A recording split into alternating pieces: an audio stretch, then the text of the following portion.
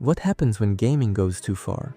The Halo 3 incident. In October 2007, the small town of Wellington, Ohio was shaken by a tragedy that seemed unimaginable. 17-year-old Daniel Petrick, the son of a local minister, had become deeply obsessed with the newly released video game Halo 3. After suffering a severe back injury months earlier, Daniel was confined to his home, isolated from friends and normal teenage activities. During that long recovery, gaming became his world, his only escape. As the months went on, Daniel's obsession grew. His grades dropped, he stopped going to church, and his parents, Mark and Susan Petrick, became increasingly concerned. When they discovered that Daniel had secretly purchased Halo 3, they confiscated it and locked it away in a small lockbox, along with Mark's 9mm handgun. For most families, it would have been a typical parental punishment, but for Daniel, the loss of his game felt unbearable. Late one evening, he found the key to the lockbox. What followed was an act of unthinkable violence. Daniel entered the living room where his parents sat together and said,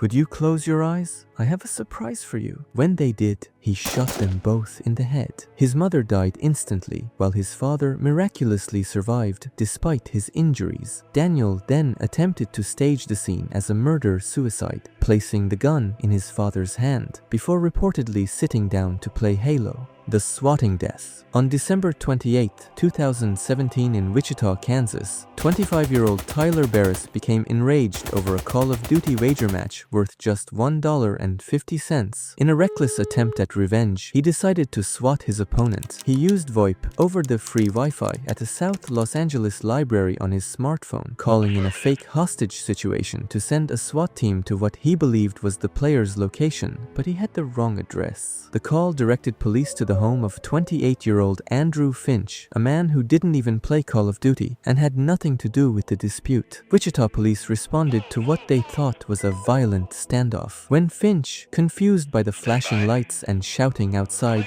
stepped onto his front porch, officers commanded him to raise his hands. Disoriented, Finch moved slightly, possibly to shield his eyes, and one officer fired a single fatal shot. Finch died instantly in front of his family. Barris later pleaded guilty and was sentenced to 20 years in prison for his role in Finch's death. The GTA copycat. On June 7, 2003, in the quiet town of Fayette, Alabama, 18-year-old Devin Moore was arrested for the minor offense of car theft, his record clean of any prior violence. While being booked at the local police station, Moore suddenly seized Officer Arnold Strickland's gun and fatally shot him. He then turned the weapon on Officer James Crump and dispatcher Ace Mealer, killing them both before fleeing in a stolen police cruiser. A high-speed chase ended with his capture.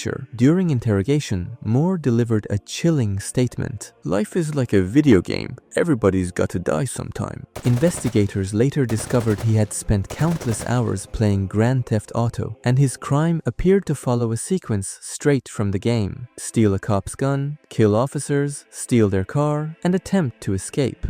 The victims' families sued the game's creators, arguing that its violent content had influenced Moore's actions, though the lawsuit was ultimately dismissed. The Virtual Sword. In March 2005 in Shanghai, China, two young men who were avid players of the online game The Legend of Mir became entangled in a deadly dispute over a virtual item. One player, Kui Chengwei, had lent another player, Zhu Shaoyuan, a valuable virtual sword, a rare in-game weapon representing countless hours of gameplay. When Zhu sold the sword to another player for real money instead of returning it, Kui felt genuinely robbed. In many online games, rare items represent hundreds of hours or a significant financial investment. Kui confronted Zhu, demanding either the sword's return or monetary compensation of about 7,500 yuan. But when Zhu refused, Kui snapped. He hunted Zhu down and fatally stabbed him multiple times. Kui later told police he had no choice because his property was stolen and authorities wouldn't treat virtual theft as real theft. The boundaries between the digital and physical worlds blurred until the loss of a virtual item felt as devastating and personal as real-world theft. The Pokemon Cliff. On July 13, 2016, in the quiet coastal town of Encinitas, California, two young men set out for an evening walk with a simple goal: catch Pokémon. The newly released mobile game Pokémon Go had turned city streets and parks into digital hunting grounds, and like millions of others, they were hooked. As they followed their phones toward a nearby bluff overlooking the Pacific Ocean,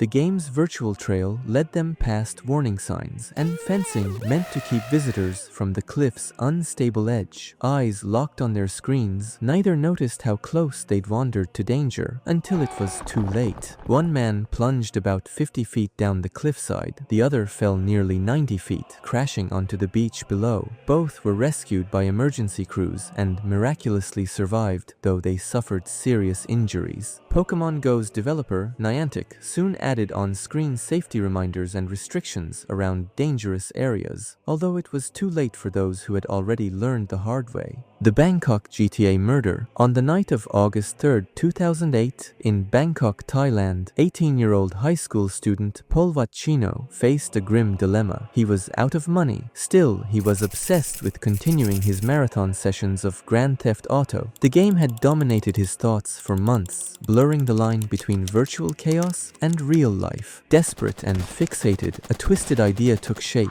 one drawn straight from the violent world he'd been immersed in. That night, Polvat hailed a taxi, driven by a 54-year-old man. As they went through Bangkok's dimly lit streets, the teenager quietly clutched a knife, his mind set on a plan that would change both of their lives forever. When the taxi reached a secluded area, he struck without warning, stabbing the driver repeatedly in a frenzied assault. Polvat then robbed the dying man of about 300 baht, roughly around $10, just enough to pay for a few more hours at an internet cafe. When police arrested Polvat, he told them he wanted to find out if robbing and killing someone in real life would be as easy as it was in Grand Theft Auto. He'd literally used the game as a how-to guide, replicating the carjacking and robbery mechanics he'd practiced virtually hundreds of times. Polvat was tried as an adult and faced the full weight of the law for the murder, marking the end of his freedom at just 18. The virtual child. In the spring of 2009, in a cramped apartment in Suwon, a city just south of Seoul, 41-year-old Kim Jae-byum and 25-year-old Kim Yoon-jung were both unemployed and struggling with depression, seeking comfort and connection in the digital realms of Prius Online. But they weren't just playing, they were parenting. Their avatar had a virtual daughter named Anima, who needed constant care, feeding, and attention. Ironically, their real 3-month-old daughter, Sarang, was dying of malnutrition at home. The couple would leave their infant alone for 12-hour stretches while they went to internet cafes to nurture their digital child. They'd feed Anima virtual food while Sarang screamed in hunger.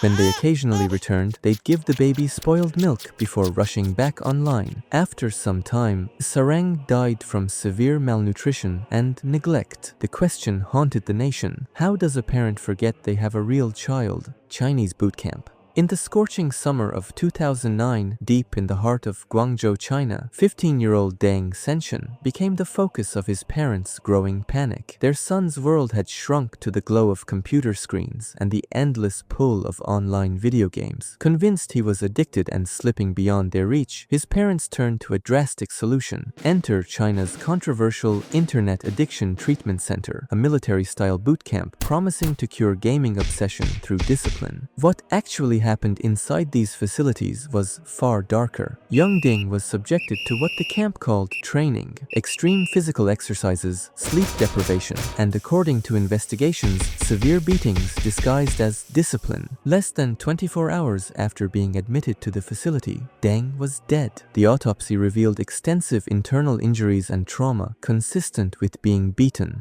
Thanks for watching. Now go touch some grass, not people.